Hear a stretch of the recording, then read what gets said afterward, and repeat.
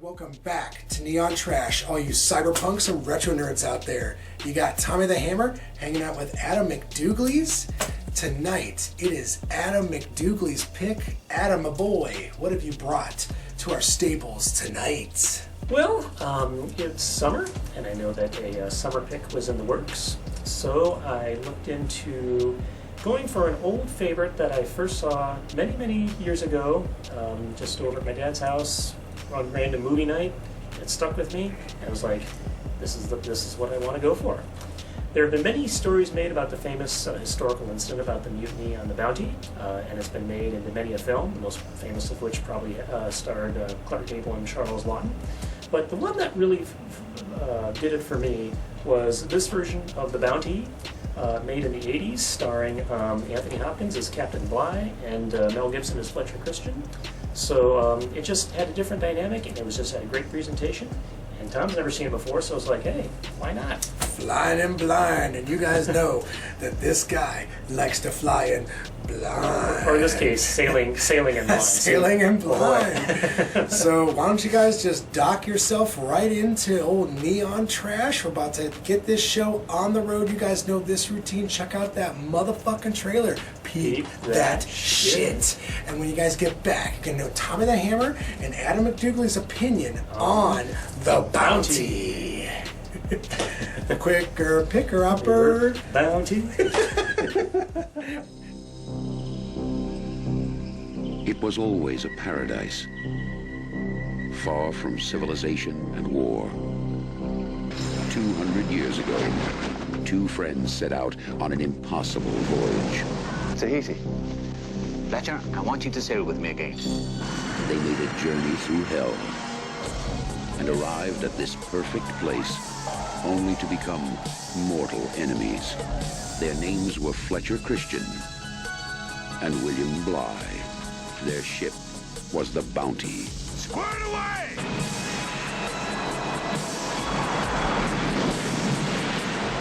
He was a sailor of brilliance. In my opinion, we should put about. In my opinion, we should not, sir. We keep on our course. At 22, he was at an age when bravery came easily. I'm replacing Mr. Fryer with Mr. Christian. A paradise seduced him, and his passion would change his life forever. I think your brain has been overheated, sir, and your body overindulged in sexual excess. I have done no more than any natural man would do. There'll be no more mixing with the damned degenerate natives of these islands. You comprehend my meaning, sir? God! The men might be in charge. What are you threatening me with? It's not a threat, it's a warning.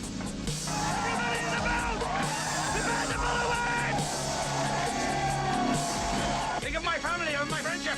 Think of my wife. I am in hell! Anthony Hopkins, Mel Gibson, Laurence Olivier, Edward Fox. Wasn't this Christian a friend of yours? He was, sir. The Bounty.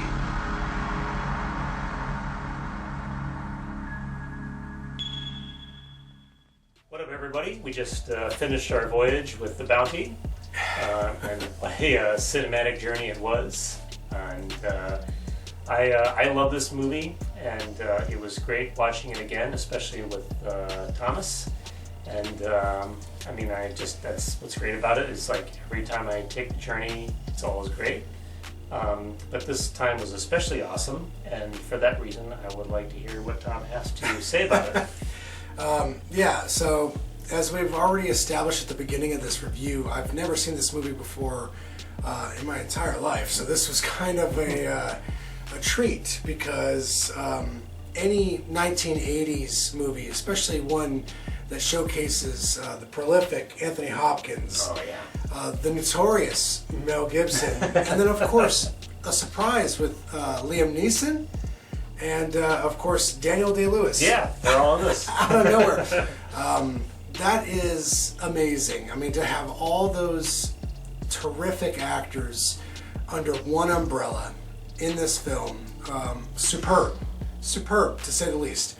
One thing that I want to start on with my review here is I want to talk a little bit about actor Mel Gibson.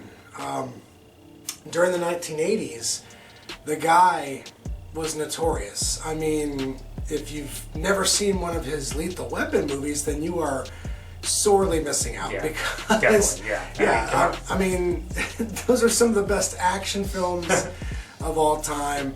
And he himself, with the Mad Max series, Lethal Weapon, and all the other films that he had done throughout the 80s and the 90s, it can't be ignored. They can't be skirted. Now, when we're talking about Mel Gibson today, 2025, watching something like this, The Bounty, you know, where it was a young Mel Gibson taking chances with a role, especially a character such as this, where, you know, the character that he plays in this movie is, you know, definitely a younger character compared to Anthony Hopkins, but he's the character that any progressive individual watching this movie would gravitate towards. I just can't imagine Mel Gibson taking on a character this way in 2025. I feel like maybe in the 1980s, before Trump and MAGA and this whole, you know, nostalgia for conservatism kind of got interjected into modern times, I feel like back in the 80s,